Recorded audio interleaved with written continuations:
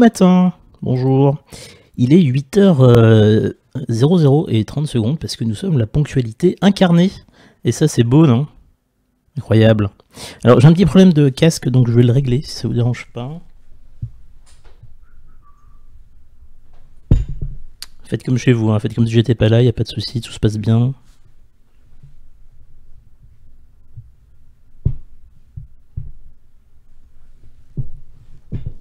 C'est emmêlé. Compliqué.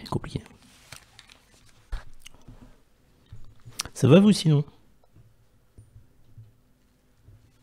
Passez une bonne matinée. Ah, ce stream est pro, c'est incroyable. Il est préparé, il est pensé finalement, il est théorisé par des théoriciens de la théorie. Et ça permet d'obtenir des résultats de qualité. Et ça, c'est important. Ça, c'est très très important. Bon, on va laisser le dernier nœud, hein, comme ça. Ça reste à l'arrache et ça fait plaisir. Bonjour à tous dans le chat, j'espère que vous allez bien, comme diraient les streamers. Et bonjour Daijin, bonjour Kylian, bonjour Salim, bonjour Mazu, et bonjour Xan. Vous êtes finalement les premiers de cordée de ce stream et ça, franchement, ça fait plaisir. Alors, qu'est-ce qui va se passer ce matin? Eh bien, déjà, vous remarquez quelques petites améliorations, quelques petites personnalisations de l'overlay, avec ce magnifique logo situé juste ici, là, voilà. Et l'apparition de l'heure, puisque on m'a fait remarquer, enfin, plusieurs personnes de forte qualité humaine, et bonjour le gros gag, m'ont fait remarquer qu'il y a plusieurs personnes qui suivent ce stream uniquement en vocal, en son, sans regarder l'image. En fait, ils ont bien raison, parce que je suis pas forcément hyper intéressant le matin, ni le soir d'ailleurs. Et c'est pas là que je voulais en venir. Arrêter de changer de sujet, c'est pénible, hein, c'est pénible. Tout ça pour dire qu'il était question de l'avoir l'heure. Ça permet de suivre le stream sans se poser la question de regarder l'heure toutes les 5 minutes. Et ça semblait assez pratique pour ces gens-là. Et donc ça me permettra aussi également de structurer mes propos de manière plus cohérente et beaucoup plus pratique. Voilà. Et donc il est 8h03 actuellement. N'hésitez pas à me signaler dans le chat que ça fait longtemps que je n'ai pas lu l'heure, de façon à rendre service à ces gens qui ne regardent pas le stream. Voilà. Alors, le programme du jour qui est évidemment pas prêt du tout, parce qu'il est important de rester concentré sur ses objectifs. Alors, actualité, déplacement. Est-ce que je vous mets le lien du Framapad peut-être? Allez, c'est bien parce que c'est vous. 8h45 dans le monde. Ensuite nous avons actualité politique et parlementaire de la semaine. Je vais vous le mettre à l'image aussi. Pourquoi ça fait ça, hein?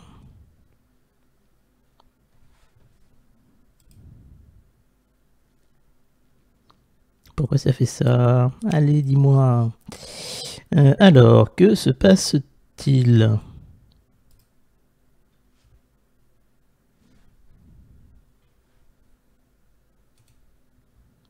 Mais c'est pas normal.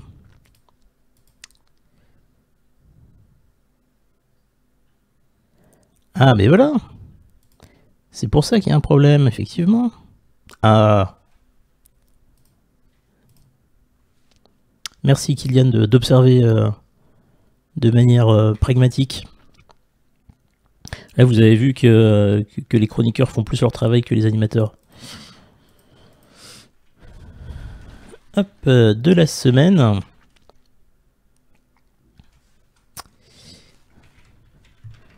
Acropolis de la semaine. Et enfin, YOLO. Et toujours le petit message qui va bien. Toi, tu t'en vas. Comment on fait pour lire en plus gros déjà? Titre.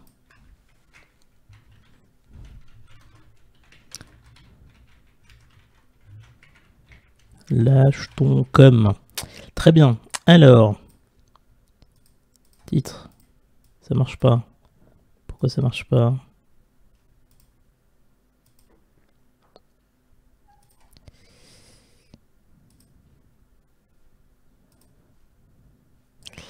Déplacement de l'ambassade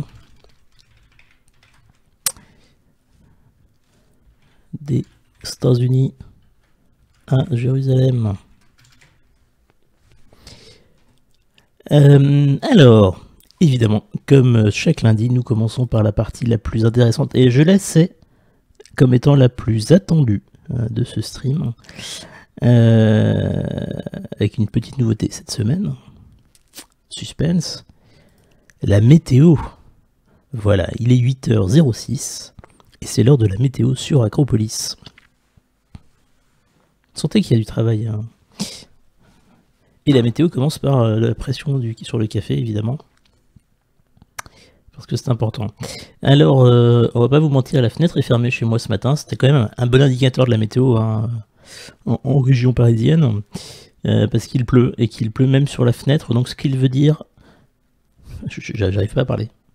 Cela signifie que il y a du vent. Et on voit les arbres qui bougent, les branches des arbres qui bougent, et du coup, effectivement, il pleut, il y a du vent, un bon temps pour faire du streaming. Voilà. Alors si on regarde les cartes, évidemment, il fait entre minimal 6 degrés. Dans le centre de la France, où il y a eu une alerte verglas et neige ce week-end, alors que c'était les seins de glace. Savez-vous ce que sont les seins de glace? Et non pas les seins de glace, comme j'ai cru pendant de trop longues années d'enfance.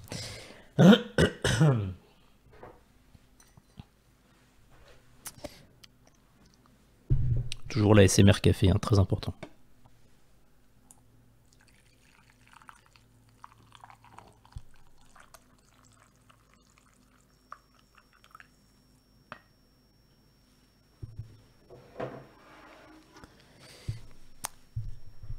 Alors,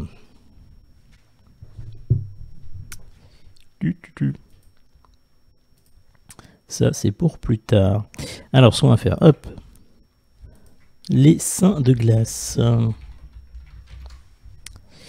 Les seins de glace, merci Wikipédia pour cette explication évidemment, sont une période climatologique située selon des croyances populaires européennes du Haut Moyen-Âge autour des dates de fête de Saint Mamère, Saint Pancras et Saint Servais, traditionnellement célébrés les 11, 12 et 13 mai de chaque année.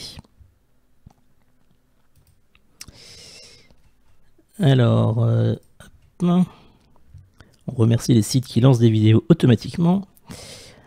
Ils sont habituellement fêtés. Théoriquement, selon des croyances populaires, il ne devrait plus y avoir de gelée après ces seins de glace. De fait, les coups de gel sont rares statistiquement lors des seins de glace, mais la croyance populaire, elle, est bien tenace. Et la météo l'a bien prouvé ce week-end. Donc traditionnellement, les jardiniers restent prudents jusqu'aux seins de glace. Si avec le réchauffement climatique, ces dates risquent d'être décalées, la tradition de ne pas planter, elle, restera ancrée. Ce sujet vous a été diffusé dans le journal télévisé de 13h du 11 mai 2018, présenté par Jean-Pierre Pernaut. Voilà, comme ça vous savez tout sur mes sources. Et bonjour Drackhawk. Voilà, maintenant vous avez ce que sont les seins de glace. Vous aurez appris un truc aujourd'hui. Si vous ne le saviez pas jusque-là. Alors, donc, aujourd'hui, il fait un temps pourri sur les 3/4 sud-est de la France. À part quelques percées ensoleillées, quelques éclaircies sur le pourtour méditerranéen. Faudrait que je fasse un bingo de la météo, en fait. Que je passe maximum de mots. Et bah, cet après-midi, c'est un petit peu pareil. Hein. Les températures vont pas monter très haut. On sera toujours entre 7 et 17 degrés. C'est pas folichon, comme diraient certains présentateurs météo. Le soleil sera présent quand même sur la Bretagne, je tiens à le signaler, ainsi que sur le nord de la France. Et toujours des percées d'éclaircies du côté de la Méditerranée. C'était les seins de glace, ok, tout s'explique. Bonjour Yuki. Chez moi, c'est un ciel gris clair uniforme. Ah ben, pareil ici. On n'a pas le même maillot, mais on a le même ciel gris. Et en fin de journée, on aura des orages, notamment sur le Grand Est et notamment sur l'Alsace. Excusez-moi, ceci était un message à caractère personnel. Ainsi que sur la Corse, à peu près toute la journée, une instabilité orageuse toute la journée. Et ça va perdurer pendant le début de la soirée. Ça va se décaler sur le sud du Grand Est et peut-être sur l'extrême est de la Bourgogne-Franche-Comté. Alors que le ciel sera relativement dégagé sur la Méditerranée, sur la Bretagne et sur le nord. Une fois n'est pas coutume.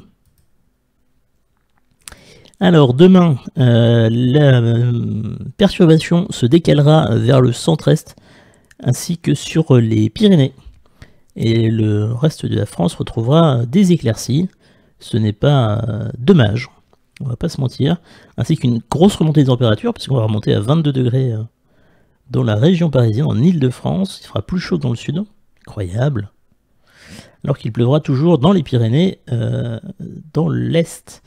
Alors c'est pas les Alpes, c'est le nord des Alpes, le Jura, la Franche-Comté, peut-être la Bourgogne, mais surtout la Franche-Comté, et la Corse. Et l'après-midi, ce sera des orages. Pour cette même région, la journée sera à peu près homogène. Elle sera plus calme la nuit. Intéressant. Mercredi, toujours une petite bande de pluie sur l'est, sans toucher la Méditerranée. Grand soleil sur la croisette à Cannes pour le festival. La perturbation qui s'étendra un petit peu dans l'après-midi de mercredi et qui restera présente dans la nuit. Alors que les températures seront de saison. Je dis ça complètement au pif, évidemment. Jeudi, il va faire un peu plus chaud, il fera plus chaud le matin que l'après-midi, d'accord, très bien. Il n'y a plus de saison, ma bonne dame. Et toujours une instabilité dans le centre-est, la bordure est de la ville, de la France, c'est pas une ville, la France, c'est plus que ça. Vendredi, avec un indice de confiance de 4 sur 10, sur 5, pardon, 4 sur 5. Grand beau temps sur la France en dehors des Alpes, où il y aura des orages. Et il fera la même température le matin que l'après-midi, de la même façon, entre 13, 12, qui dit mieux, 12 et 19 degrés. On retrouvera un équilibre nord-sud plutôt cohérent, qui nous permettra de retrouver nos petites habitudes. Enfin, ce week-end, avec un indice de confiance de 3 sur 8, 3 sur 4, 3 sur 5, pardon, voilà.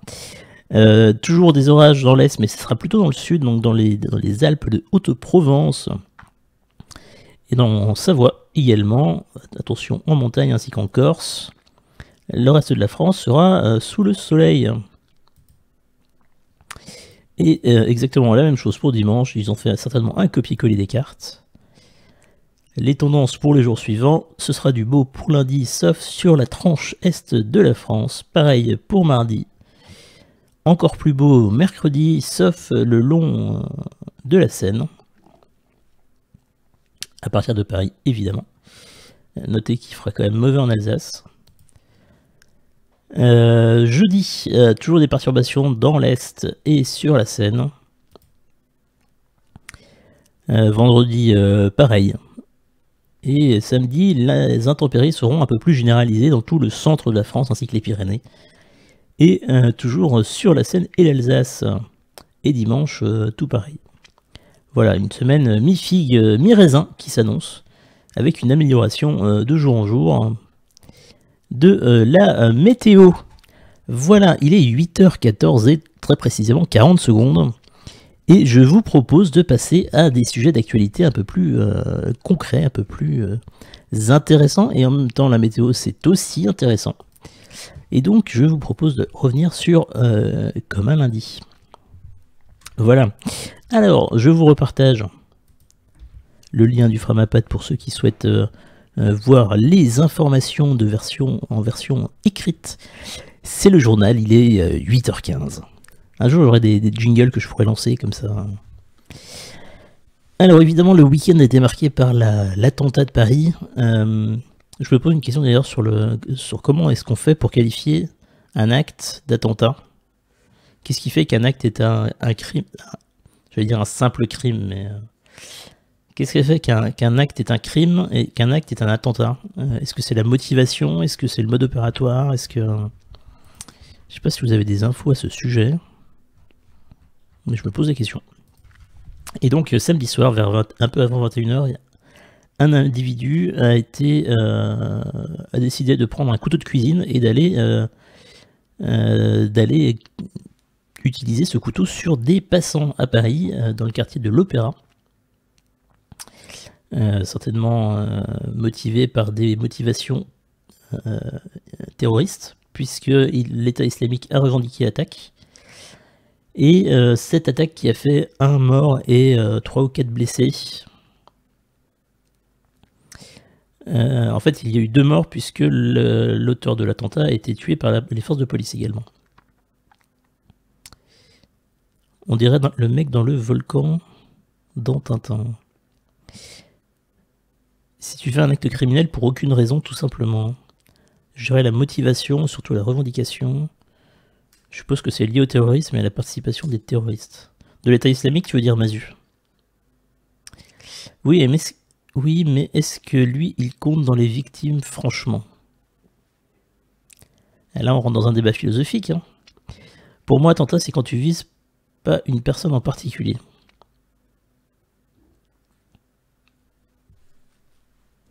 Le chat est divisé.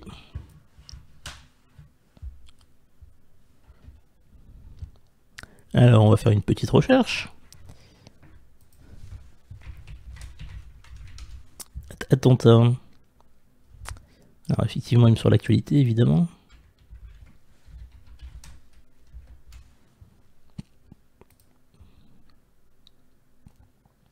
Alors, attentat non masculin. Tentative criminelle contre une personne. Surtout dans un contexte politique. Agression violente.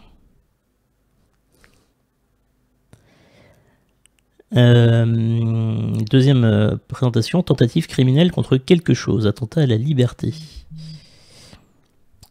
Alors, c'est faux parce que l'assassinat de Kennedy était un attentat. Donc là, on a bien une visée politique, mais effectivement, on n'est pas sur un acte random. Alors, selon le Larousse, qui est quand même un peu la référence qualité-prix, atteinte aux intérêts fondamentaux de la nation, acte de violence de nature à mettre en péril les institutions de la République ou l'intégrité du territoire national. Acte qui heurte les droits, les grands principes, les traditions. Là, on se retrouve effectivement plus dans la notion d'attentat politique, quelle que soit la forme que peut prendre cet attentat. Et donc, selon cette définition, l'assassinat de Kennedy était bien un attentat puisque c'était une atteinte aux intérêts fondamentaux de la nation.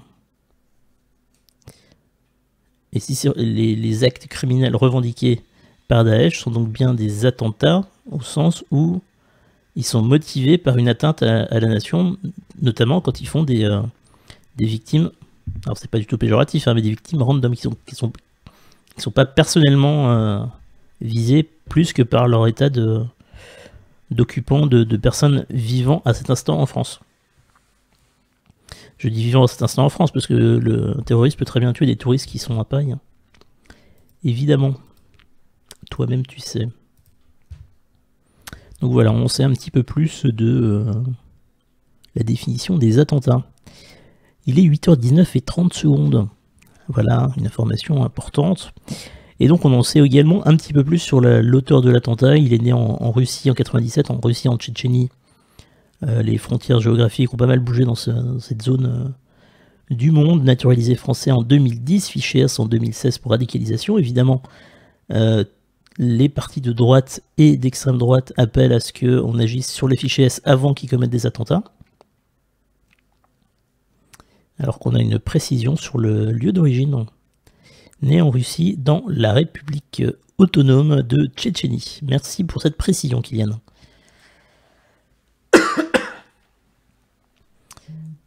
Ah oui, tiens, je peux rajouter ça à l'actualité. Merci, les alertes France Info.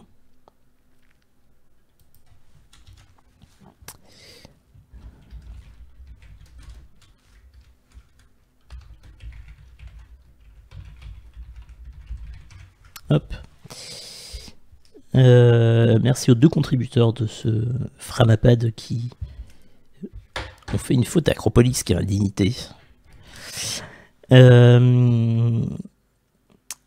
donc, pour revenir à la question de Kylian, est-ce que l'auteur de l'attentat compte dans les victimes? Franchement, j'ai envie de te répondre oui, parce que c'est un humain.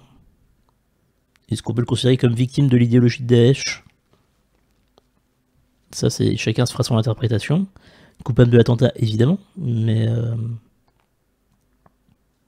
effectivement, je ne le mettrai pas forcément sur le même plan que les victimes de son acte, mais c'est une autre forme de victime.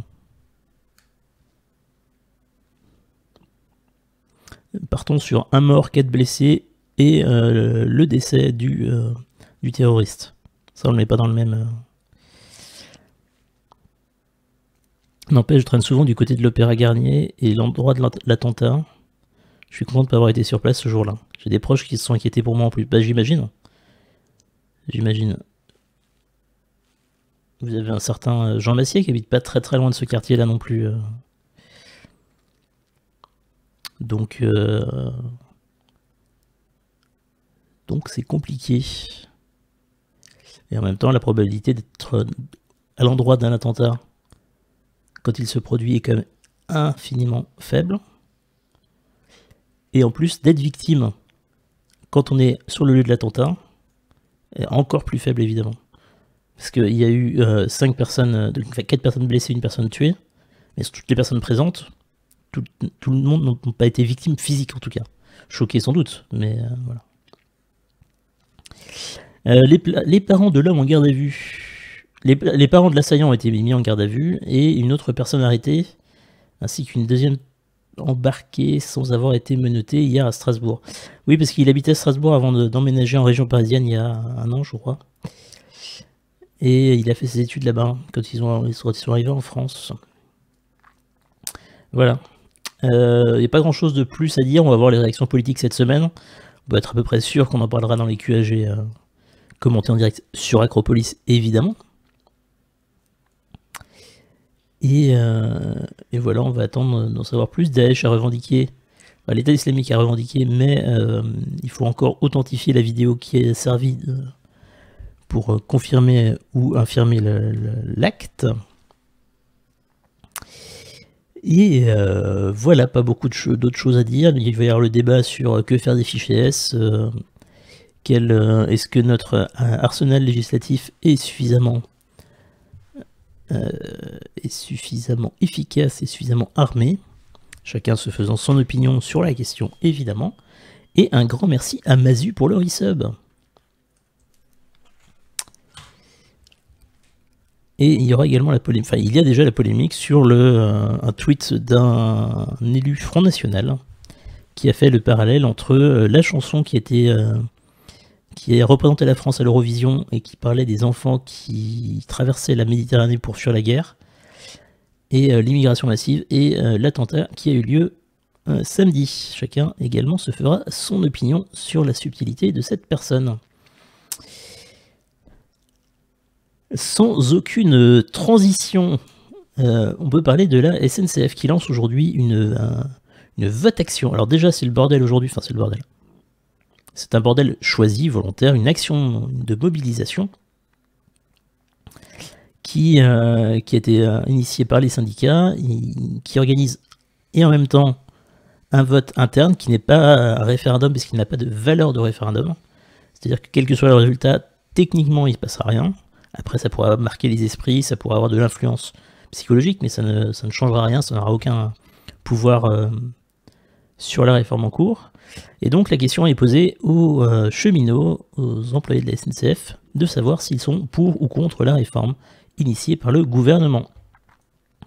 C'est un vote qui aura lieu pendant toute la semaine et qui débute donc aujourd'hui en marge d'une journée annoncée 0 train, 0 cheminot. Alors ça va être plus ou moins respecté a priori, je crois qu'il y a un TGV sur 3, un TER sur 3 qui roule. Je suis bien content d'être rentré hier soir pour la petite anecdote, malgré les retards de train liés à la grève. Et donc bon courage si vous prenez les transports ferroviaires aujourd'hui. On verra ce que donnera le vote. Un des gros enjeux a priori du vote, c'est la participation en fait. Est-ce qu'il y aura une grosse mobilisation des cheminots? Est-ce que ce sera en demi-teinte? Comme le vote est physique en plus, on verra assez vite physiquement, enfin les syndicats verront assez vite, éventuellement pourront mettre des actions en place pour voir si la mobilisation n'est pas à la hauteur de leurs espérances. Donc on verra.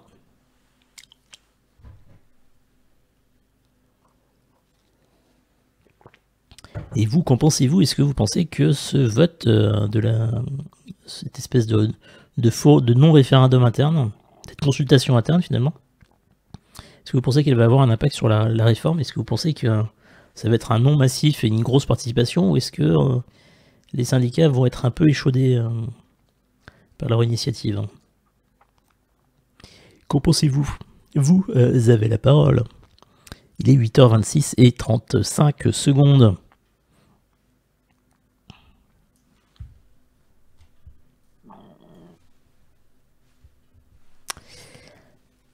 La grève, c'est bien, sauf que ton seul train du matin est supprimé pour cause d'une agression d'un gréviste SNCF sur le conducteur.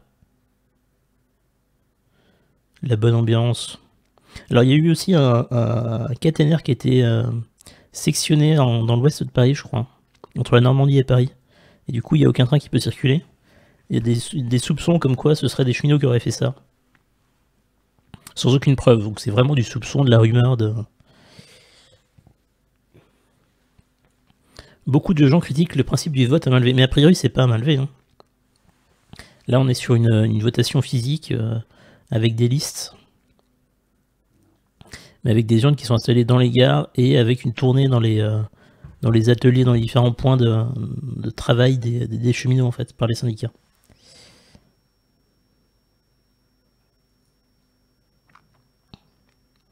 La grosse taille d'écriture, la grosse police d'écriture.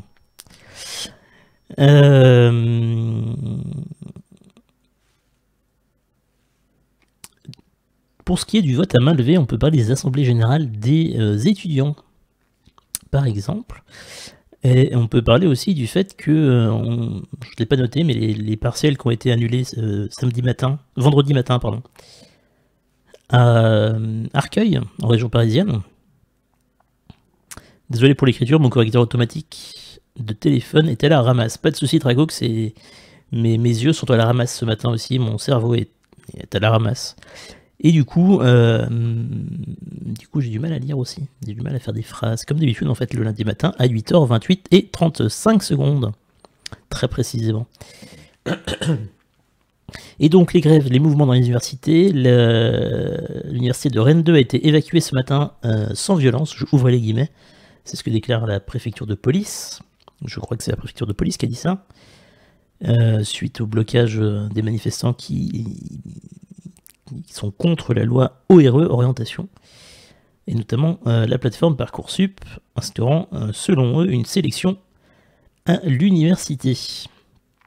Et donc il y a eu des partiels qui ont été empêchés vendredi matin à Arcueil, une polémique là-dessus, sur le fait qu'il y ait des bloqueurs, et notamment des syndicalistes qui ne sont pas du tout étudiants, qui sont venus bloquer l'université, ainsi que le député de la France Insoumise, Éric Coquerel, qui s'est pris des gaz lacrymogènes dans le visage et qui a accusé les policiers de l'avoir visé, lui, très précisément.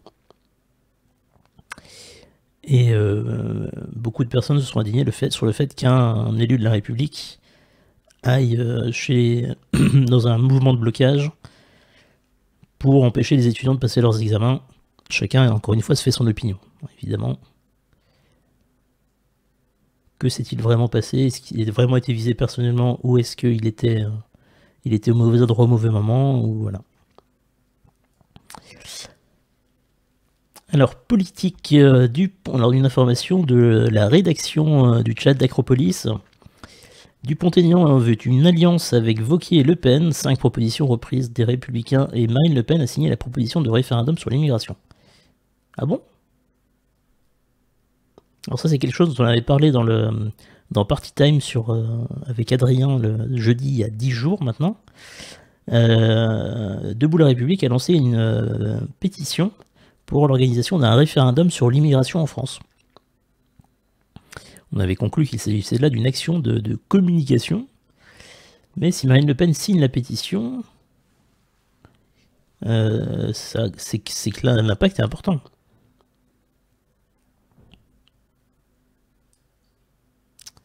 Oui, lors d'une rencontre le 29 avril, mais l'info il y a 2 jours. Il y a 2 jours qu'elle a signé. D'accord. Bah ça, je vous propose qu'on en parle jeudi avec avec Adrien, du coup, de l'organisation de ce l'impact de ce référendum. Je sais pas ce que vous en pensez. Il aura certainement plus de choses à dire que moi là-dessus, mais j'en ai pas du tout entendu parler pour le coup. Alors peut-être que j'ai pas suivi suffisamment l'actualité, mais même ce matin, alors qu'ils ont fait un grand panorama de l'actualité politique, ils n'en ont pas du tout parlé. Un acte manqué, sans doute.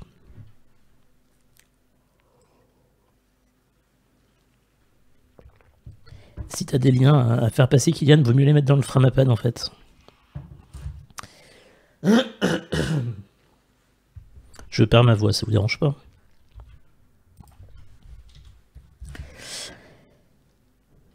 Parfait, merci beaucoup. Comme ça, si chacun veut aller consulter ce lien, n'hésitez pas. 8h32, nous passons à l'actualité internationale avec l'Iran. On a appris la semaine dernière, effectivement, le retrait, ça fait un petit peu de bruit, un petit peu.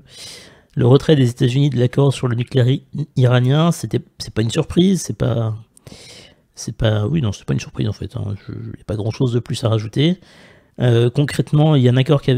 Je suis la tête dans le cul en train de prendre une douche et d'autres sont taqués sur la politique. Et absolument, Xan, c'est pour te réveiller politiquement dans ton âme de citoyenne pour la semaine.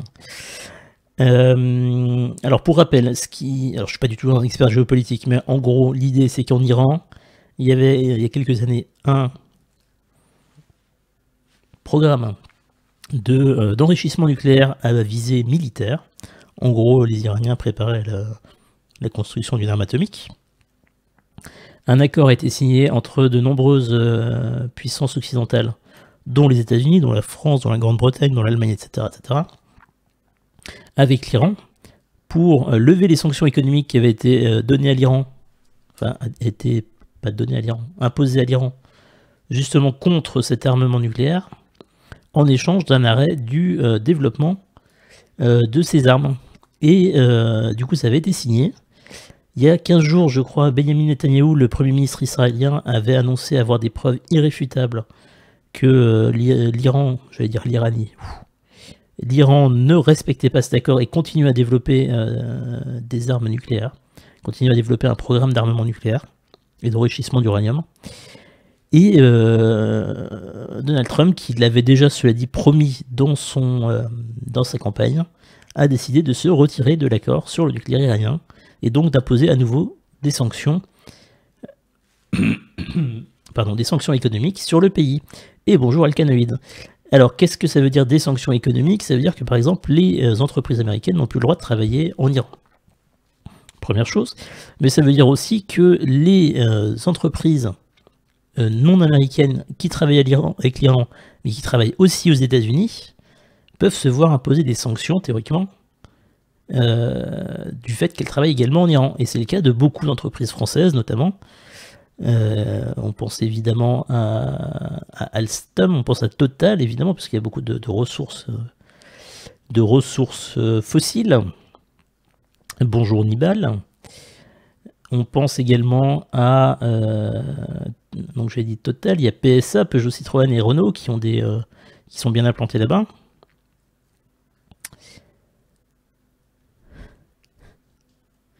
Mazu, c'est pas gentil de se moquer de l'animateur qui n'est pas réveillé. On a vu le même problème avec l'Irak. Absolument, mais j'étais encore moins intéressé par la géopolitique. Enfin, intéressé. J'étais encore moins ouvert d'esprit sur la géopolitique à l'époque. Donc je ne peux pas du tout parler de l'Irak, Nibel. Mais tu pourras nous en parler tout à l'heure. Sachant que pour l'instant, il est 8h35 et qu'on te retrouve dans 10 minutes pour ta chronique 8h45 dans le monde. Oui, il y a Airbus également qui a un contrat de 100 avions avec l'Iran, mais ça peut être compromis avec ce bordel. Alors, je suis pas un spécialiste, mais il me semblait que Airbus n'arrivait à avoir aucun contrat avec les États-Unis, puisqu'il y a Boeing aux États-Unis. Et donc j'ai du mal à voir en quoi travailler avec l'Iran poserait problème à Airbus. Mais peut-être que je maîtrise pas tous les tenants et les aboutissants des clients et des contrats de Airbus. Ah, cela dit, je crois qu'ils ont une usine aux États-Unis.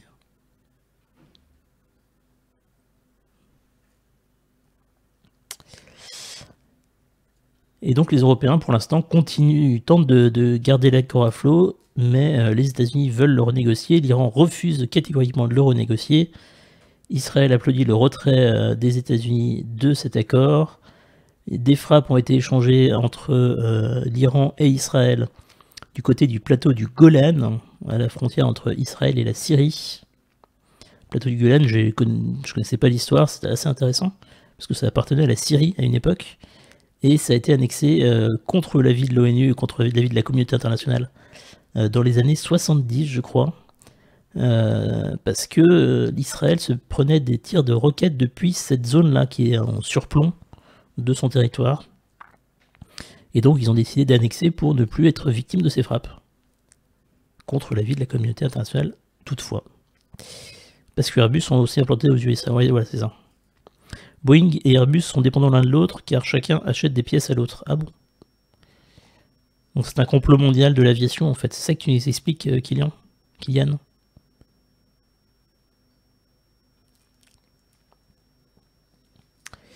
Donc voilà encore un beau bordel géopolitique.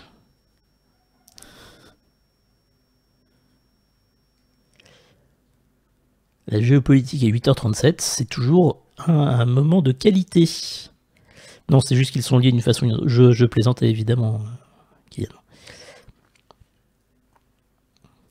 C'est dans ce contexte que l'ambassade des États-Unis va déplacer son ambassade à Jérusalem cette semaine. Je ne sais pas si c'est aujourd'hui ou demain. Enfin, c'est très bientôt, hein, en fait.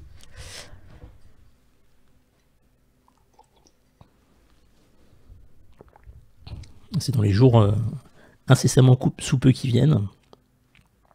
Et c'est également aujourd'hui le 70e anniversaire de la création d'Israël, absolument. J'ai vu ça en préparant cette émission, puisque cette émission cette semaine a été préparée.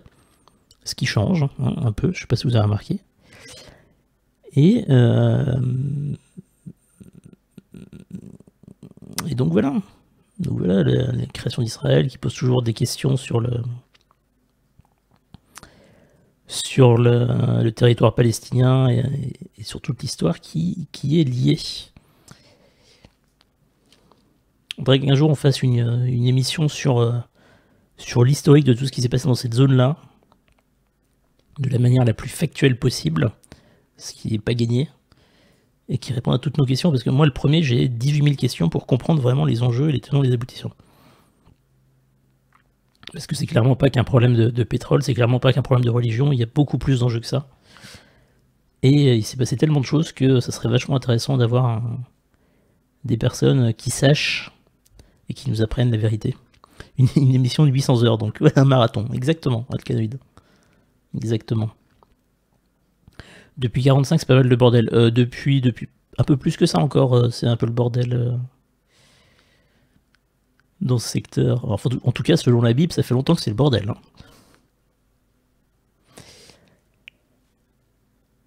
Hein. En Corée du Nord, le site des tests nucléaires s'est effondré. Mais c'est pas frais comme actualité, ça. Alors déjà, c'est pas au bon endroit. Quel scandale. Hein. Hop. Ensuite, tac. On a appris la semaine dernière la date de la rencontre entre le leader nord-coréen Kim Jong-un et Donald Trump. Ce sera le 12 juin, je crois. Et ça aura lieu à Singapour. Wow. Excusez-moi, je découvre une des nouveautés de la dernière mise à jour de Windows, un truc qui sert strictement à rien. Quand on clique sur l'heure et la date en bas, d'ailleurs il est 8h40, et qu'on se déplace dans les dates, il y a un petit effet visuel qui sert à rien, clairement. On va pas se mentir. Non, la colonisation était une période assez calme dans ce territoire. Oui, voilà, bah, en fait, j'y connais rien, donc il faudra une émission spéciale avec les bons interlocuteurs. Ils savent même plus pourquoi ils se tapent dessus. Alors, je pense qu'ils ont encore 2-3 idées.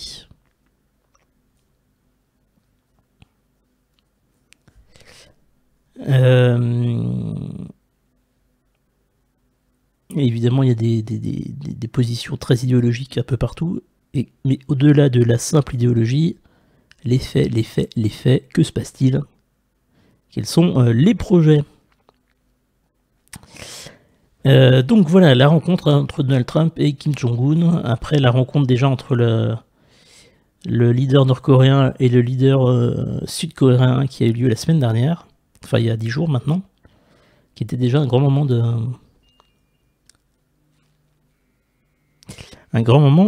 d'histoire, si ça perdure évidemment. Et j'ai vu un reportage tout à fait intéressant à la télévision où en Corée du Sud, il y a une zone qui a servi de décor de film qui reconstitue exactement la frontière, là où on a vu les images des deux leaders coréens. Ils se servaient la main, et donc il y a plein de gens qui viennent se prendre en photo dans la même position que les deux leaders coréens, et c'est tout à fait cocasse. Voilà, je vous raconte ma vie, hein, c'est important. C'est deux peuples qui se posent en disant « parce que c'est notre projet ». Il y a un petit mélange d'actualité, Nibal, qui est pas foufou. Hein.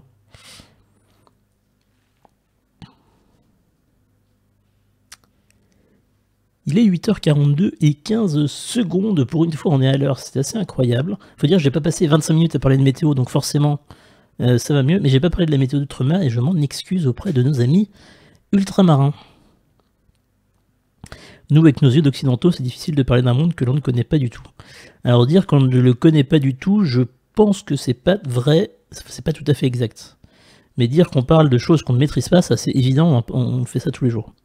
Mais qui ne le fait pas, je dis pas que c'est une bonne chose, hein, mais... Alors Kylian, je n'ai pas oublié l'outre-mer, déjà parce que j'ai parlé de l'Alsace, et c'est juste un choix éditorial en réalité... De la pure volonté politique. Ah, parce qu'il y a un timing dans cette émission. J'essaye. Vas-y, j'essaye. J'essaye de structurer, j'essaye de rendre ça un peu plus efficace, notamment parce qu'on m'a fait la remarque que ça permettait à ceux qui se préparent pour les bosser, par exemple, ou ceux qui se préparent pour les prendre des cours, leurs partiels, qui ne font qu'écouter, qui ne font que... Voilà. Puis ça permet de créer une dynamique dans l'émission aussi. Ça permet de... On sait où on en est, on sait où on va, et on y va ensemble, la main dans la main, parce que c'est notre projet. Je savais pas que le Rhin c'était la mer, mais c'est bien, j'ai appris un truc. Les sociétés là-bas sont très différentes des nôtres. Oui, absolument, le grenier, évidemment.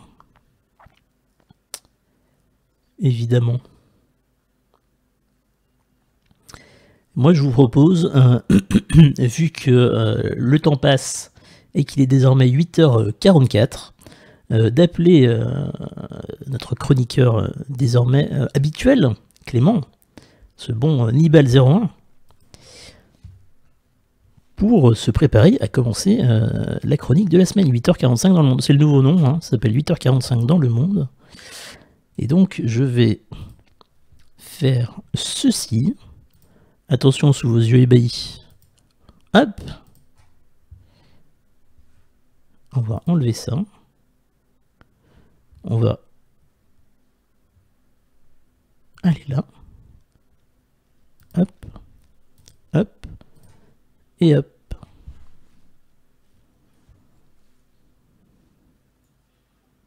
J'ai un problème, ça sent la moule marinière dans le bus. Ah. Terrible, Draco, terrible. C'est un bon début d'appel, ça. Ah, n'est-ce pas? Je savais que ça te plairait. Waouh, manque les génériques avec les voix et c'est une émission de top qualité. Absolument, Kylian, ça arrivera un jour, hein, peut-être. Bonjour Clément. Bonjour Sylvain. Comment vas-tu? Très bien. J'ai 3 gosses qui ne dorment pas la nuit, donc je suis dans une forme exceptionnelle. Parfait. Je pense que c'est le bon mot. Mais en même temps, est-ce que vous avez déjà vu des enfants qui dormaient la nuit? Moi non, mais j'en ai entendu parler. C'est certainement une légende urbaine.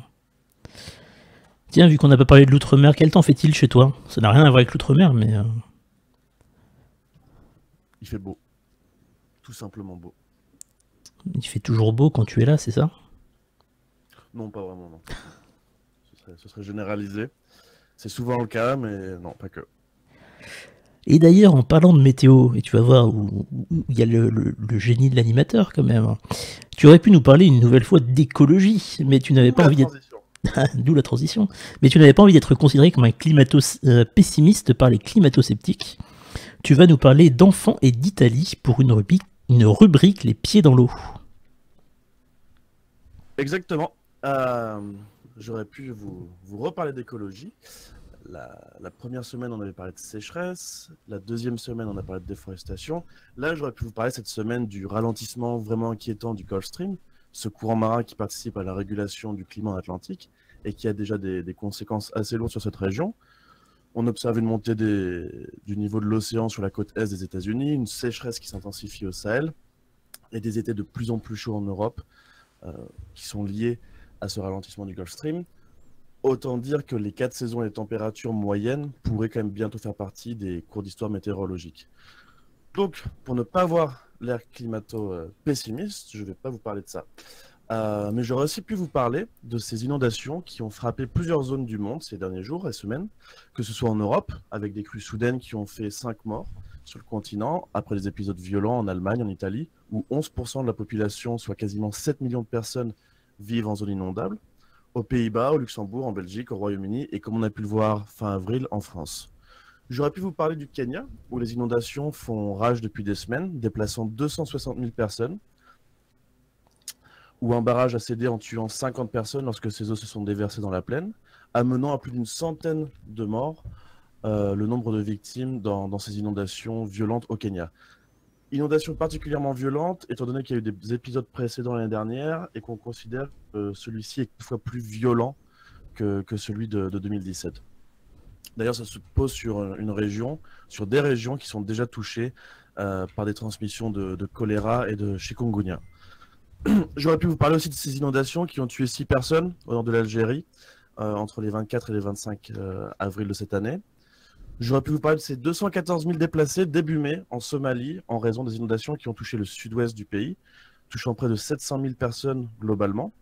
L'ONU considère cet épisode comme le pire depuis plus de 50 ans.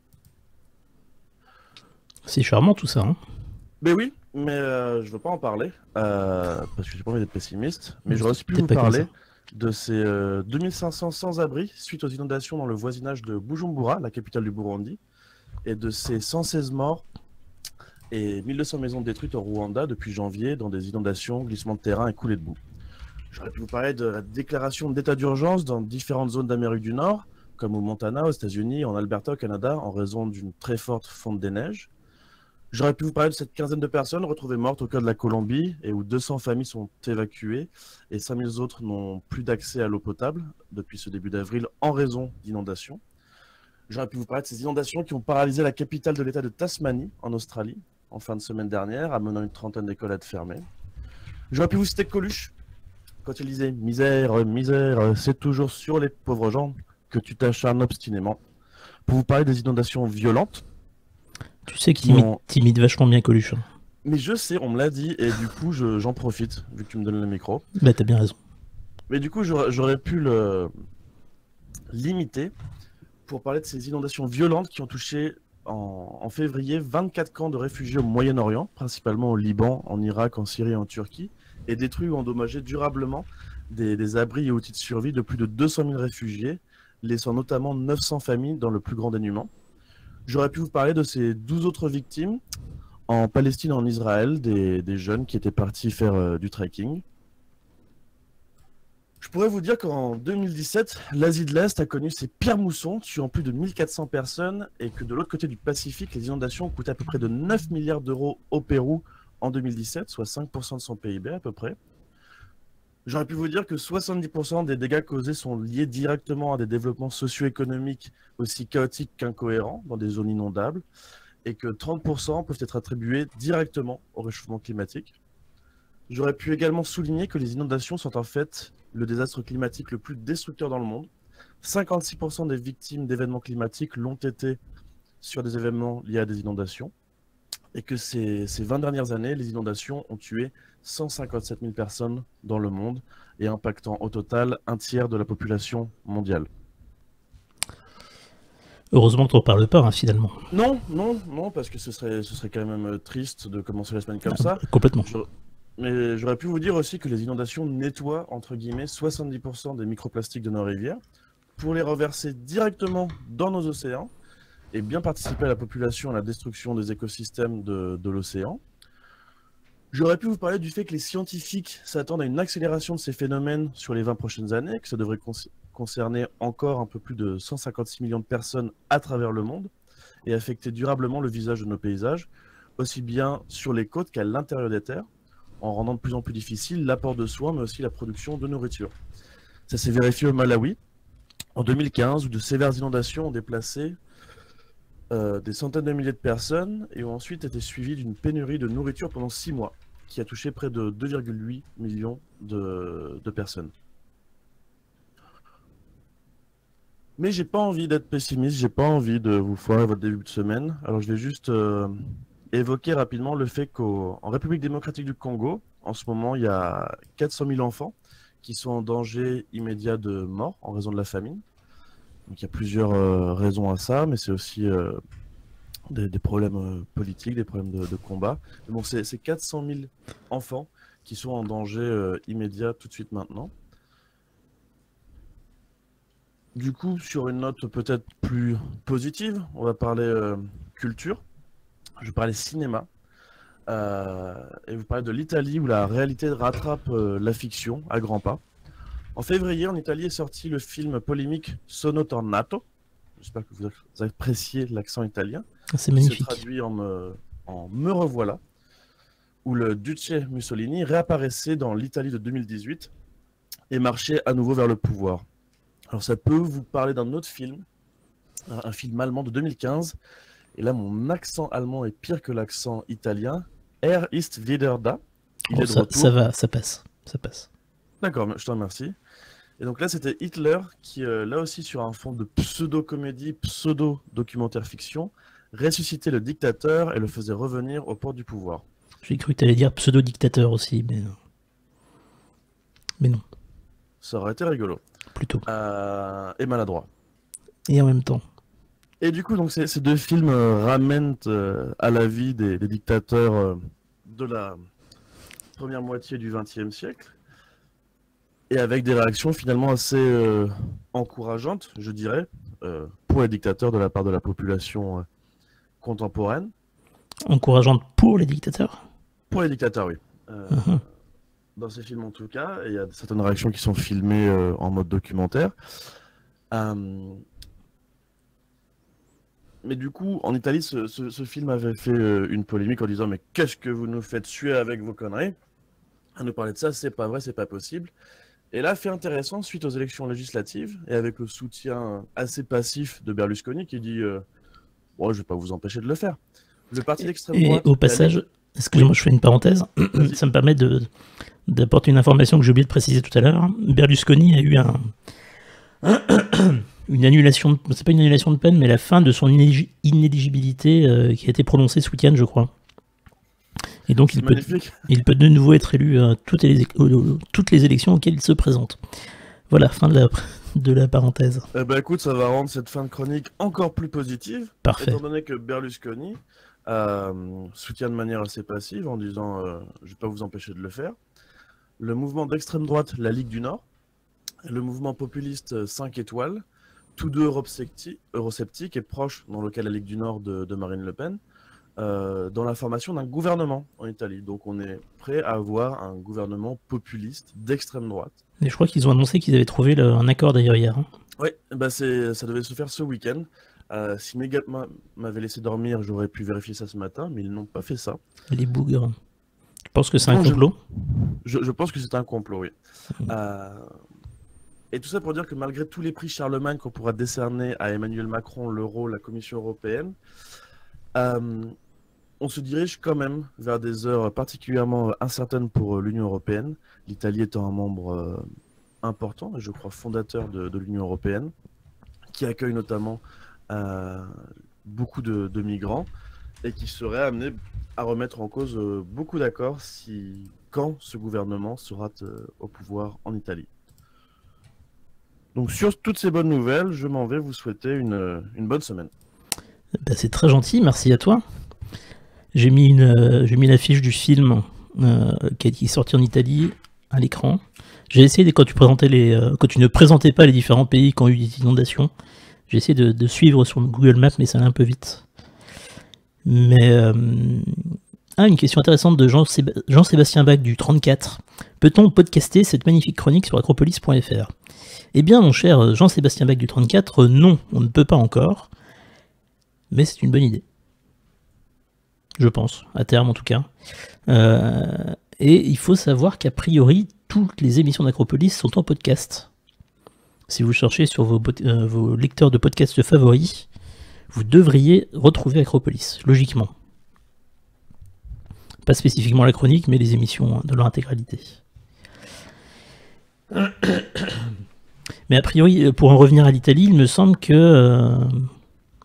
Mais évidemment, la rediffusion sera disponible dans la journée. Merci Zoldru pour cette information de qualité. Une équipe à votre disposition au quotidien. Pour revenir à l'Italie, il me semble qu'il va y avoir des nouvelles élections bientôt, en fait, non? Non, elles sont passées ces élections et ils sont en train d'avoir... là, ils sont parvenus à un accord ce week-end, comme tu le disais, et ils vont avoir un Premier ministre anti-système, comme ils disent. Donc ça va être un beau bordel. Les législatives ont eu lieu il y a un peu plus de 2 mois. D'accord. Ok, je croyais que c'était un gouvernement provisoire qui devait se monter avant de nouvelles élections, mais j'ai peut-être mal compris. Je n'ai pas assez suivi la politique italienne. Et Gultix n'étant pas dans le chat, il ne pourra pas nous en dire plus. Gultix, c'est un membre du chat actif et qui habite en Italie. Quel est le nom du chroniqueur? Bruce d'Y Penser. Est-ce que tu t'appelles Bruce et est-ce que tu as une chaîne YouTube qui s'appelle Y Penser? J'aurais pu, mais non. Terrible. Il s'appelle Clément et il s'appelle Nibal01 dans le chat également. Et sur le Discord, vous pouvez retrouver Nibal01 sur le Discord où vous posez toutes vos questions sur l'Italie. C'est un spécialiste. C'est ça? Du tout. Le futur Premier ministre serait Luigi Di Maio du M5S, le mouvement 5 étoiles. Une information qui nous est rapportée par Kylian de l'équipe de rédaction de cette émission. Alors, il cherche plus un membre en dehors du M5S et il se dirige vers un ambassadeur un poil corrompu qui a la soixantaine. Donc, un profil bien intéressant pour ce pays. Les informations sont donc divergentes. Le mec à la tête du système sera anti-système, il va se virer lui-même. Une hypothèse à ne pas négliger. Et ben voilà, il est 8h58 et 45 secondes. J'ai envie de te dire merci Clément pour cette chronique positive, optimiste et qui nous permet de commencer la journée sur des bases sereines et enthousiasmantes finalement. Si j'ai pu vous aider et vous apporter un peu d'énergie, alors je suis content. Et du coup on te souhaite bonne nuit pour te reposer suite à tes courtes nuits. Je te remercie, toi aussi, ciao. À bientôt. On n'en sait pas plus, il serait prêt ce matin à voir le président de la République pour annoncer le nom du Premier ministre, programme, etc. Très bien, une information donc à suivre dans les jours qui viennent. Alors, moi il m'a épuisé, j'ai envie d'aller me suicider. Mais non, qu'il y a juste... En fait, on peut réagir de deux façons face à ce genre d'informations. Soit on réagit de façon pessimiste. Il y a plein de catastrophes dans le monde, aussi bien environnementales que politiques. Chacun se fera son opinion, évidemment. Et donc on se laisse abattre, on s'enferme chez soi, on ne fait plus rien. Ou soit on se dit, tiens, et si du coup je faisais quelque chose pour que ça change? En regardant Acropolis, par exemple, c'est une première étape, hein, mais... Ce n'est qu'une hypothèse. 9h00. 1 heure de matinale déjà, j'espère que vous allez bien, que vous vous réveillez en douceur et que vous êtes dans la joie et la bonne humeur de ce lundi matin finalement, comme un lundi. Alors que Nibal01 nous dit que Yannick Jadot regarde Acropolis et il agit, effectivement. Yannick Jadot qui a parlé la semaine dernière de l'extraction d'or en Guyane, dont on avait parlé la semaine dernière, dont Clément avait parlé la semaine dernière dans sa chronique. Et bien Yannick Jadot en a parlé 3 jours plus tard. Coïncidence? Je ne crois pas. Du coup, faites comme Yannick Jadot, regardez la matinale d'Acropolis. Ça pourrait faire une pub, ça. Et ceux qui vont reprendre que le début de la pub vont dire faites comme Yannick Jadot, associez-vous à Benoît Hamon. Et là, on va avoir des problèmes parce qu'on va nous dire qu'on n'est pas neutre. Et, bref. Mais en tout cas, merci à tous ceux qui sont debout, à tous ceux qui sont présents. Toujours debout, toujours vivant, hein, comme dirait l'artiste, le poète. Alors, sur ce, sans transition, on va passer, comme le programme l'indique, à l'actualité politique et parlementaire de la semaine. Alors, on va changer ceci. On va faire ça proprement. Hein. Ah, perdu. Hop là. Tac. Tac. Tac. Bim. Il est 9h, tout de suite, le rappel des titres. Non, pas le rappel des titres, en fait. On va passer à l'actualité de la semaine. Au programme de la semaine, toujours comme d'habitude, en partenariat avec la Gazette du dernier jour de la semaine. Alors, qu'avons-nous cette semaine? Lundi... Ah, vous avez une belle photo de Jérôme Cahuzac, et ça fait plaisir. J'espère qu'il vous avait manqué. Il n'a pas, je vous le rappelle, il n'a jamais eu de compte en Suisse. Voilà, comme il l'avait dit, devant la représentation nationale. D'ailleurs, bonjour Neverline TV, t'as dit bonjour tout à l'heure, mais je ne voulais pas couper Clément. Bienvenue sur ce stream. C'est hors sujet, ça serait bien d'avancer l'horaire de cette matinale parce que je pourrais pas la regarder la prochaine fois avant les grandes vacances. Alors, le gros gag, je t'avoue que non. Alors déjà, on m'avait suggéré de commencer à 8h. Et on m'avait suggéré de commencer à 9h, pardon. J'ai dit que 9h c'était trop tard, ça avait beaucoup moins de sens, il faut commencer à 8h. Mais commencer avant 8h, ça sera pas possible humainement parlant. On pourrait faire un 7h, 8h30, ça c'est une vraie matinale. Mais je crois pas qu'il y ait de vraies ou de fausses matinales. Si je devais résumer le stream sur Acropolis lundi matin, je dirais avant tout, c'est une communauté, finalement une communauté de destin qui se forme. Et arrêtez de me faire diverger de mon programme, bordel. Alors, oui, Jérôme Cahuzac, le gros gag. Absolument. Alors, donc, on en a parlé tout à l'heure, début du vote des cheminots sur la réforme ferroviaire du gouvernement auprès de leurs syndicats. On en a parlé, on ne va pas y revenir à moins que vous ayez des choses à rajouter à ce sujet. Le tribunal de commerce de Paris examine la demande de liquidation judiciaire des sociétés de Bernard Tapie.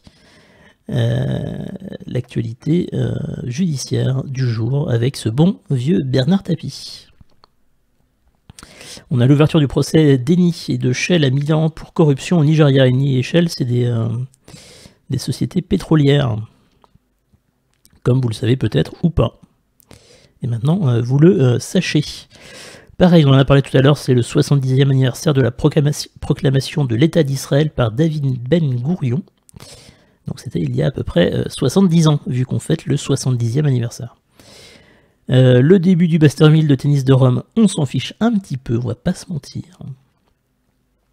Mardi, donc demain, nous aurons la décision de la Cour d'appel de Paris concernant l'ancien ministre du Budget Jérôme Cahuzac, condamné en première instance pour fraude fiscale et blanchiment. Il n'a pas été condamné pour mensonge devant la représentation nationale, à part qu'il ait dû démissionner. Mais voilà. Est-ce qu'à votre avis, il faudrait créer une sanction, une amende, comment on dit, une peine pour les ministres ou pour les élus qui mentent ouvertement devant la représentation nationale? Je parle pas de ceux qui font des erreurs ou des boulettes, je parle vraiment de ceux qui mentent ouvertement, comme l'avait fait Jérôme Cahuzac, vu qu'il a été condamné. Enfin, d'aucuns me diront que tant que la Cour d'appel et éventuellement la Cour de cassation ne s'est pas prononcée, on peut pas dire qu'il est vraiment coupable, mais Apparemment, ils ne fêteront pas grand-chose, mais plutôt, ils vont se taper avec les Palestiniens. Ça dépend qui. Alors, Kylian nous dit oui, Le Greg nous dit non. Le chat est donc coupé en deux. Où est la limite du mensonge? C'est comme les fake news, c'est compliqué de délimiter tout ça.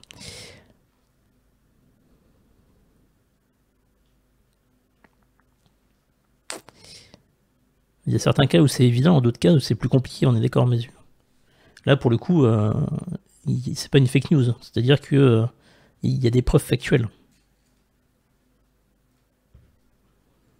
Quand on est sur des intentions, quand on est sur des rumeurs, c'est autre chose, mais là, factuellement, il y avait bien des comptes en Suisse. Demain, il y aura également l'élection du nouveau conseil exécutif du MEDEF à Paris. Est-ce que c'est là qu'il y a le nouveau... Non, le nouveau président, ce sera en septembre, je crois. Il me semble. Et il y aura également l'ouverture de la conférence Cyberdéfense Pledge, réunissant les alliés de l'OTAN à Paris. Bah, il n'a déjà plus aucune vie sociale depuis qu'il a avoué avoir un compte en Suisse, donc je pense que ça suffit.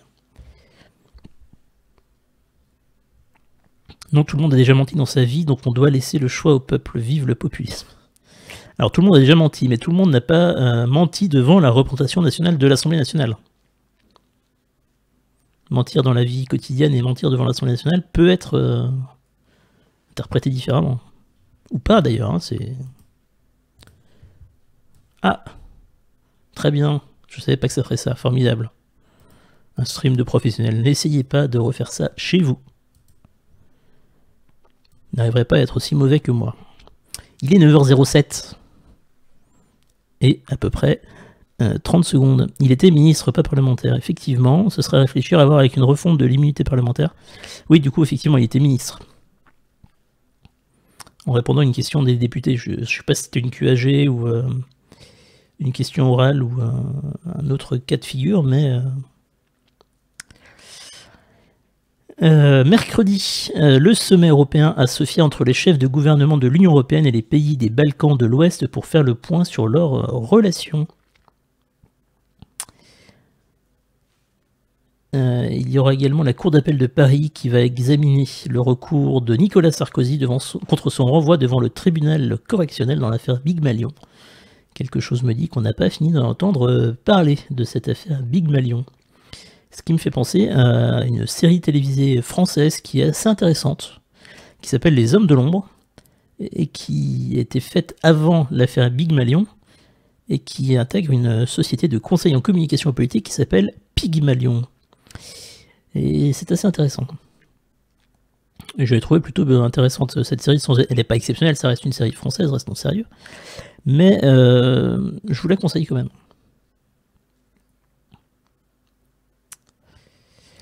Mentir pendant un témoignage lors d'un procès, c'est condamnable de faux témoignage. Il n'y a pas un truc comme ça.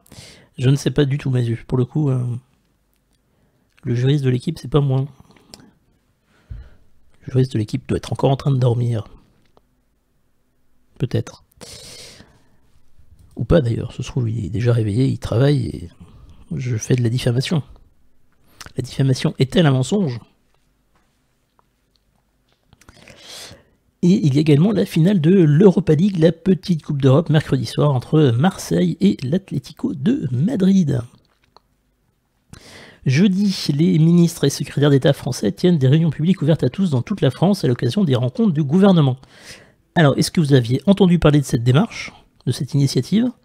Et si oui, est-ce que ça se passe près de chez vous? Et si oui, ça fait beaucoup de paramètres. Hein. Est-ce que vous avez prévu d'y aller? Est-ce que vous avez prévu d'aller rencontrer le gouvernement? Vous avez prévu d'aller leur demander « Bonjour, vous connaissez l'UPR » ou « Et bonjour, vous connaissez Acropolis ». C'est mercredi soir le match Le Gros Gag.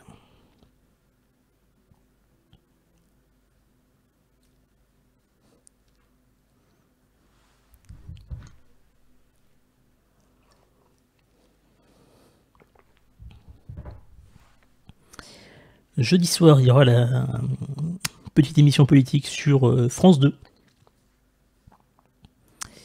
avec quelques représentants politiques un petit peu connus, quelques-uns.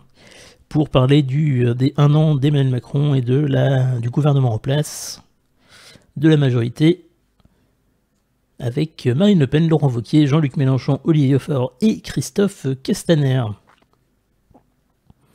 pour représenter différents courants politiques. Je ne sais pas, je vais voir pour y aller. Eh bien, tu nous raconteras ça, Neverland TV. Ce sera intéressant de savoir. Jeudi, c'est également l'annonce de la liste des 23 joueurs qui participeront à la Coupe du Monde en Russie par le sélectionneur de l'équipe de France, Didier Deschamps. Encore beaucoup de suspense à ce sujet. Jean Massier sera-t-il sélectionné? Nous le saurons donc jeudi. En parlant de Russie, vendredi, Vladimir Poutine reçoit Angela Merkel à Sochi. Pourquoi c'est marqué Angela Merkel photo alors qu'il n'y a pas de photo d'Angela Merkel? Ou alors elle a changé Angela, mais... on est sur une coquille à mon avis, hein, du journal. Et vendredi, il y aura également la présentation du plan sur la biodiversité de Nicolas Hulot, qui est toujours au gouvernement, même si on n'entend pas beaucoup parler en ce moment. Il y aura du basket et du rugby, ce qui nous intéresse un petit peu moins. Samedi, on aura la cérémonie de clôture et le palmarès du 71e Festival international de cinéma de Cannes.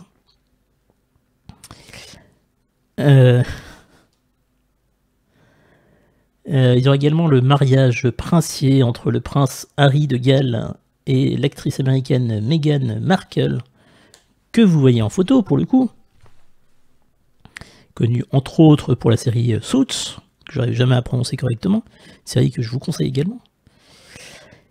Et ça sera au château de Windsor, et nous ne sommes pas invités, et je trouve ça dommage, on aurait pu le commenter en direct, ça aurait été drôle. Et un grand merci à Mazu qui vient de faire un don de 5 € pour le café. Eh bien merci Mazu. Suite. Comment tu prononces ça, Kylian?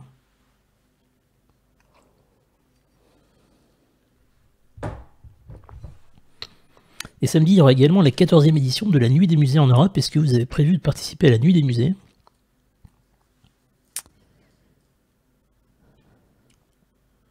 Et si oui, ou sinon, pourquoi, ou comment, ou quel est le projet? Et enfin, bon, il y a du rugby encore samedi, hein, c'est les barrages du top 14. Et dimanche, il y aura un meeting à Sarajevo, en Bosnie-Herzégovine, du président Recep Tayyip Erdogan, le président turc, pour la diaspora turque en Europe avant les législatives et présidentielles anticipées du 24 juin. Alors, Suits, en prononçant le i également. Sweets. Et ça va faire Suisse après.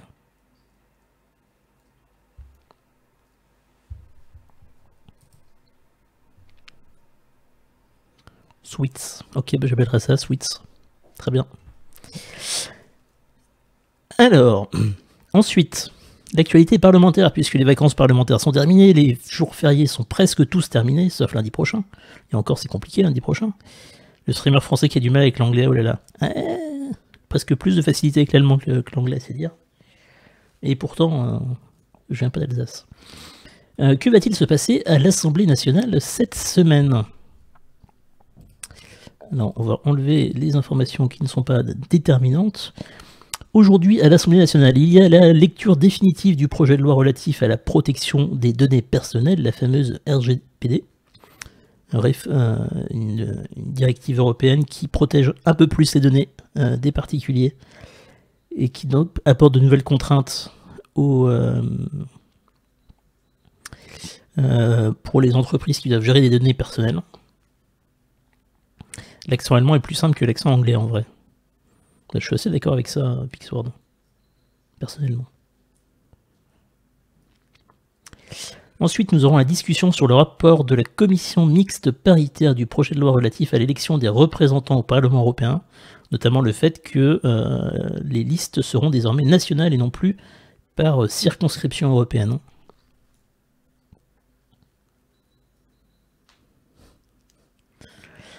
Et également une discussion du projet de loi renforçant la lutte contre les violences sexuelles et sexistes qui a été présenté la semaine dernière, qui a été débuté la semaine dernière, je crois.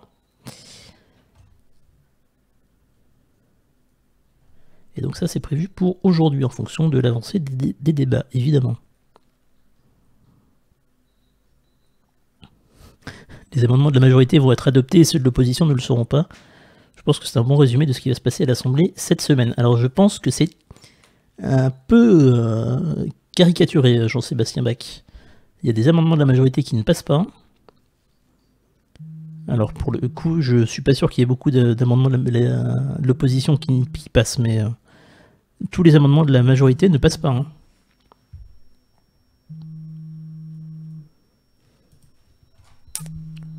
Alors que je suis en train de recevoir un appel, je ne sais pas qui c'est, donc je ne répondrai pas. Je reste concentré sur mon émission, évidemment. Mardi, demain, il y aura donc évidemment les questions au gouvernement qui sont de retour. Das Telefon klingelt.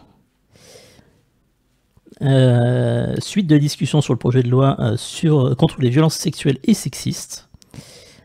Et discussion de la proposition de loi visant à garantir la présence des parlementaires dans certains organismes extérieurs au Parlement et à simplifier les modalités de leur nomination.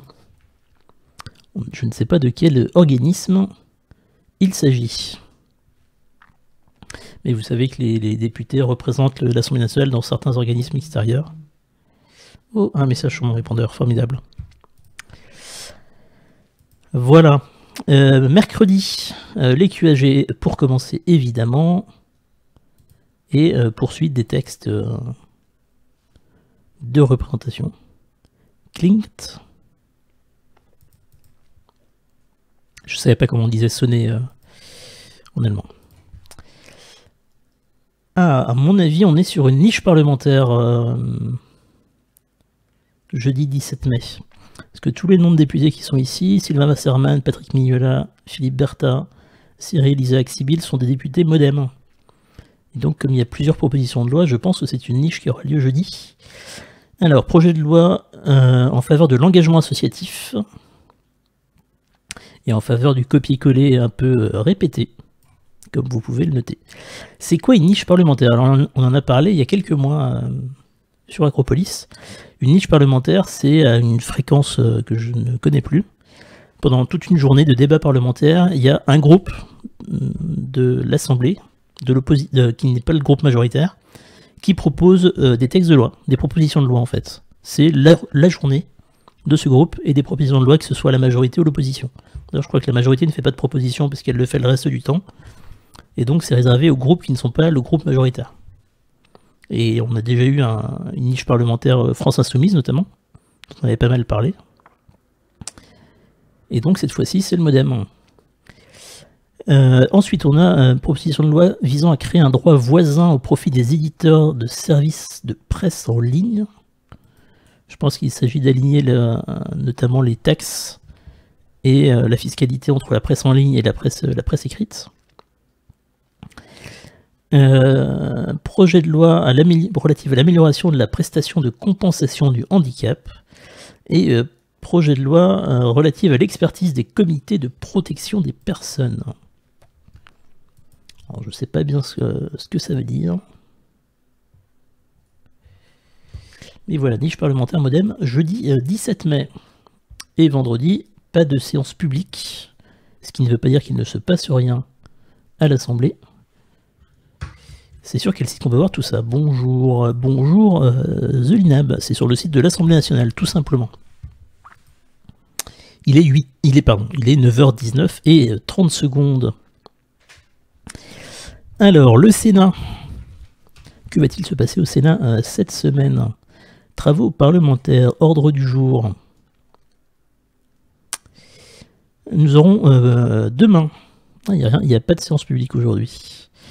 Nous aurons demain un débat sur les infrastructures routières à la suite de la présentation du rapport du Conseil d'orientation des infrastructures du 1er février 2018 à la demande du groupe Les Républicains. Je rappelle que le groupe Les Républicains est majoritaire au Sénat. Et donc il y a un rapport parlementaire, un rapport du Conseil d'orientation des infrastructures qui a été rendu le 1er février 2018. Et donc les infrastructures routières en 2018 en France. Où en sommes-nous? Est-ce que c'est adapté? Est-ce que c'est pas adapté? Est-ce qu'il y a des investissements à faire? Est-ce qu'il y a des modifications à apporter, etc., etc. Un rapport a été présenté, et donc il y a un débat suite à ce rapport. Il y aura les QAG au Sénat demain après-midi à 16h45 et à 18h, proposition de résolution invitant le gouvernement à prendre en compte la situation des Américains accidentels concernés par le Foreign Account Tax Compliance Act, le fameux FATCA que tout le monde connaît évidemment, présenté par Madame Jackie Kennedy d'Euromedi, excusez-moi pour cette blague un peu déplacée, et plusieurs de ses collègues. Donc voilà, c'est une résolution d'arrangement, d'adaptation en droit français de contraintes liées, de spécificités liées à la nationalité américaine. Mercredi, nous aurons une proposition de loi visant à instaurer un régime transitoire d'indemnisation pour les interdictions d'habitation résultant d'un risque de recul du trait de côte. Aucune idée de savoir à quoi ça correspond, hein, je suis navré, c'est très très spécifique. Et également une proposition de loi renforçant l'efficacité des poursuites contre les auteurs d'infractions financières et supprimant le verrou de Bercy. Alors pour le coup, le verrou de Bercy, on en a parlé plein de fois dans les QAG notamment, et donc Jean pourrait vous en parler beaucoup plus et beaucoup mieux que moi surtout. Le verrou de Bercy qui laisse à Bercy la possibilité, le ministère de Bercy, le ministère de l'économie, la possibilité de garder secrète des informations financières. Il risque pas d'y avoir des problèmes avec la navette Sénat-Assemblée à un moment dans le mandat de Macron, vu que LR est majoritaire au Sénat, notamment avec les textes controversés qui arrivent. Alors il n'y aura aucun problème, Jean-Sébastien Bach du 34, puisque la navette parlementaire fait que les deux chambres se prononcent sur chaque texte, mais que c'est l'Assemblée nationale qui a le dernier mot. Le seul cas où ça peut poser problème, c'est sur la réforme institutionnelle et constitutionnelle qui, pour être adoptée, doit être adoptée par le Parlement, c'est-à-dire le Sénat plus l'Assemblée nationale, à hauteur des 3/5 des élus, députés plus sénateurs. Et là, ça risque de poser problème puisque les 3/5 des élus ne sont pas en marche, ne sont pas dans la majorité, et donc il va falloir plus de soutien que simplement la majorité pour le gouvernement pour faire adopter cette réforme constitutionnelle. Et donc il y a des échanges, des débats, notamment entre les présidents des hémicycles, pour essayer de faire adopter cette loi constitutionnelle et institutionnelle qui a été présentée la semaine dernière par Édouard Philippe. Donc suspense, dans quelle mesure les débats, les échanges auront un impact. J'avance parce qu'il est déjà 9h23 et il n'a pas fini la semaine au Sénat.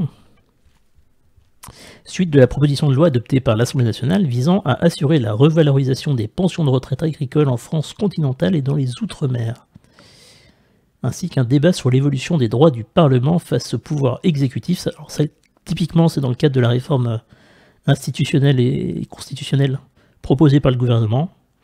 La volonté du gouvernement notamment est d'accélérer, d'augmenter l'efficacité des débats parlementaires, et donc il y a des évolutions sur le processus législatif qui vont être proposées.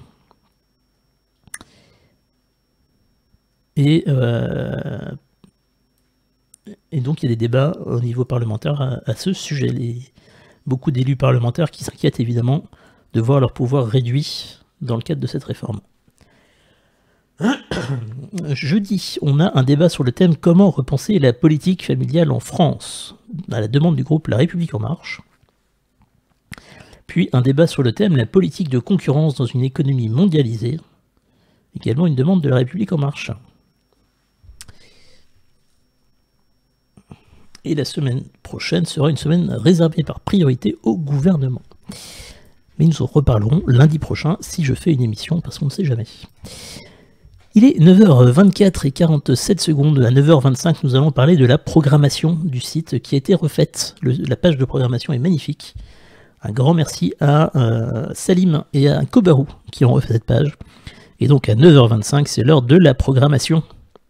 D'ailleurs, je peux enlever le logo de la Gazette du dernier jour de la semaine. Oh, c'est magnifique. Des petites animations un peu partout. Vous voyez le logo de l'émission, la tête du streamer qui apparaît quand on met sa souris dessus. Vous pouvez directement cliquer sur Twitch pour rejoindre le live en cours. Vous pouvez voir que demain, il y a les QAG à 14h30, présenté par Jean Massier. Vous avez l'économie stupide, It's the Economy Stupid, avec le bon Arnaud de Stupid Economics. Et donc ça, c'est à 20h. Et vous avez également la possibilité d'ajouter à votre Google Agenda chaque calendrier de chaque émission. C'est-à-dire que vous n'êtes pas obligé d'ajouter toutes les émissions si une seule émission vous intéresse. Vous pouvez ne mettre que, par exemple, que la matinale pour vous rappeler et pour avoir une alerte sur votre agenda Google que ce soir-là, il ne faut pas aller prendre l'apéro, mais il faut aller, ou ce matin-là, il faut aller sur Twitch pour suivre l'émission. Et c'est quand même vachement pratique. Et mercredi à nouveau, les QAG à l'Assemblée nationale. Jeudi, Party Time avec Adrien, l'actualité des partis politiques. On viendra certainement sur l'actualité du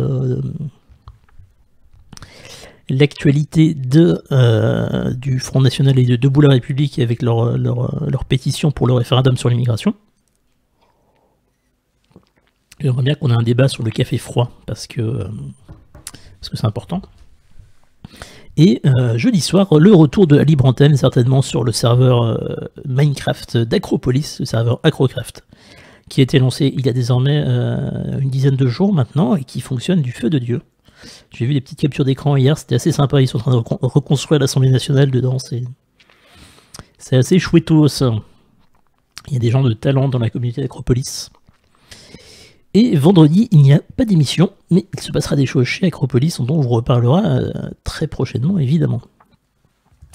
Et je vous l'avais annoncé la semaine dernière, mais là je vous le reconfirme encore plus.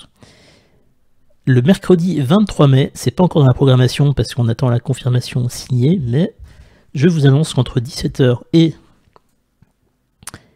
21h, il y aura une émission. Alors, ça reste entre nous, ça sera en direct de la Sorbonne, au milieu du marbre de la Sorbonne. Il y a un gros événement là-bas, et nous avons un partenariat avec une grosse institution, et ça va être sympa. Ça va être sympa, il y aura des invités en plateau, il y aura du commentaire d'événements direct, et pendant 4 heures, toute la soirée, enfin toute la soirée, non, parce que c'est de 17h à 21h. Mais voilà, réservez votre mercredi 23 au soir, ça va être, enfin, fin d'après-midi, ça va être vraiment chouettos. Voilà. Eh bien écoutez, j'ai envie de vous dire que nous nous approchons tranquillement de la fin de cette émission à 9h28. Est-ce que j'ai oublié quelque chose dans le programme? Non, il y a YOLO. Quelle Sorbonne je peux venir sur place? Alors Mazus, c'est un événement qui n'est pas public, parce que les invités sont triés sur le volet. Donc tu ne peux pas venir sur place. Mais c'est l'université de la Sorbonne à Paris, on sera dans le hall devant le grand amphithéâtre de la Sorbonne. Amphithéâtre de la Sorbonne que vous aviez vu à l'époque où on avait fait le commentaire du discours de Macron sur l'Europe. Je ne sais plus quand c'était, en octobre, en novembre. Par contre, il y aura le 30 mai, je crois que je ne dise pas de bêtises, un mini Apéropolis à Paris. Oui, c'est ça. Le 30 mai, je crois que c'est Salnemar, qui n'est pas parisien, mais qui est à Paris pour d'autres raisons, et qui voulait en profiter pour un Apéropolis. Eh bien, on le fait. La communauté le demande. Nous actons cette demande. Oui, Paris-Sorbonne, Mazu. Et donc on pourra se retrouver le 30 mai à Paris. Voilà, on n'a pas encore de lieu, hein, mais on trouvera ça. Je vais suggérer le 49.3 Café parce que c'est notre projet, hein, évidemment. Mais voilà. Ça se passe comment un Apéropolis? Eh bien en fait c'est assez simple, tu commandes ton verre au bar en général, et la planche de charcuterie qui va avec. Et tu vas t'installer et tu vas discuter avec les gens. C'est aussi simple que ça. Aucune formalité, il n'y a pas d'enregistrement, il n'y a pas de contraintes. Alors des fois quand c'est bien organisé, comme à Nantes par exemple, où le grand Perceval avait organisé visite de la ville, des activités, des animations, il peut se passer plus de choses, mais les apéropolis de base, c'est juste un apéro dans un bar où on se rencontre, on discute. Ni plus ni moins. Et les véganes peuvent commander de la charcuterie végane quand elle est disponible, évidemment. Il faut mettre une chemise. Non, il faut mettre un t-shirt Acropolis. Ah, la petite notification qui va bien, me rappelant qu'il faut que je réserve une salle de réunion. Formidable. Je suis tellement corporate. Eh bien, je crois qu'il est 9h30, et qu'à 9h30, il est l'heure de vous souhaiter une belle journée, de vous dire qu'on se retrouve demain, évidemment, pour les QAG commentés sur Acropolis à l'Assemblée nationale, ainsi que pour The Economy Stupide. D'ici là, je vous souhaite une bonne journée, je vous souhaite une bonne semaine, et je vous dis a priori, pour ma part, rendez-vous la semaine prochaine pour la matinale. Mais comme c'est la Pentecôte, je me réserve le droit de faire la grasse mat. Mais normalement, je serai là, évidemment, pour vous accueillir dans les meilleures conditions possibles. Des bisous, à bientôt. Prenez soin de vous.